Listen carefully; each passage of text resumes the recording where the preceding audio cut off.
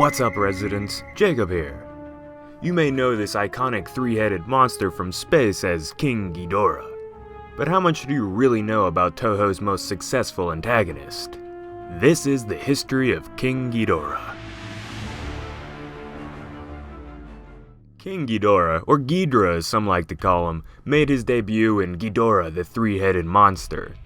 The story for the film had Ghidorah be a galactic threat, being the cause for the destruction of the planet Venus, making it inhabitable. He would have done the same to Earth if it was not for the combined efforts of Godzilla, Mothra, and Rodan, possibly foreshadowing the events that are coming in the new Godzilla movie, King of the Monsters. Usually Ghidorah is some sort of alien from space, hell-bent on destruction and mayhem, but there was actually a time where he was a good guy, and humans used him to fight off the bad version of Godzilla. Quick fact: one adaptation of Ghidorah was actually the cause to the extinction of the dinosaurs. Dick move, Ghidorah! The monster's not always just a space demon. There have been times where the creature was controlled by terrorists from the future, and another where Ghidorah was created using three Furby-like creatures known as Dorats, in which atomic energy was used to mutate the little guys into Ghidorah, hence the three heads. From a design standpoint, the multiple heads were inspired from the Yamato no Orochi, an 8-headed mythical dragon of Japanese legend and myth. Even more sources of inspiration came from unicorns, the Hydra, and the Pegasus. Just looking at Ghidorah, you can see all the various influences from actual human mythological creatures, making Ghidorah more synonymous with dragons than even the star of the show himself, the big old G-Man. The monster's most notable shared feature with dragons are its massive wings, potentially reaching a wingspan of over 1,000 feet in the upcoming King of the Monsters movie. Damn! These wings were originally supposed to be the color of a rainbow, with the rest of the body being a mixture of blues and greens, making a monster that would have looked way different than the one that was actually shown on screen. In the end, the reason why Toho chose to go with the golds and the bronzed look of Ghidorah was due to the original story calling for the monster to have originated from Venus. The planet is goldish, if you didn't know. Throughout Ghidorah's body lay plated scales that overlapped each other, creating a biological suit of armor, which is evident in how much damage the monster can take without ever really getting mortally wounded. Now Ghidorah is missing one thing, or two things should I say.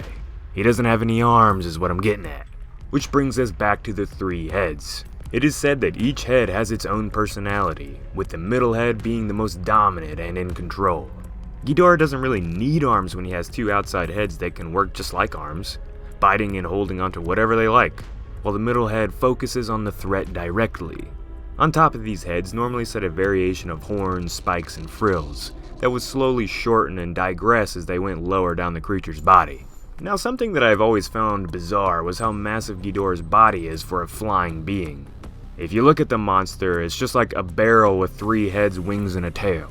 Not ideal for soaring through the skies, no matter how large your wings are. But hey, how many giant atomic reptiles do we have in real life too, you know? Outside of Godzilla or the T-Rex from Jurassic Park's roar, King Ghidorah has one of the more famous set of vocals out of all the movie monsters. If you've heard them before, you know what I'm talking about. If not, well, you're about to.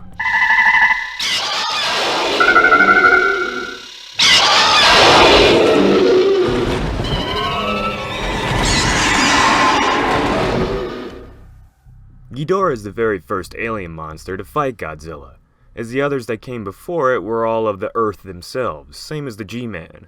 Ghidorah has appeared in every single era of Toho Godzilla movies, along with multiple comics, books, and games. And the beast even seems to hold the reins as the tallest kaiju ever in all of Godzilla lore. While Ghidorah's design has stayed relatively the same for the majority of the franchise's existence, there have been a couple noticeable changes. Mecha King Ghidorah, the cyborg-like variation of the monster.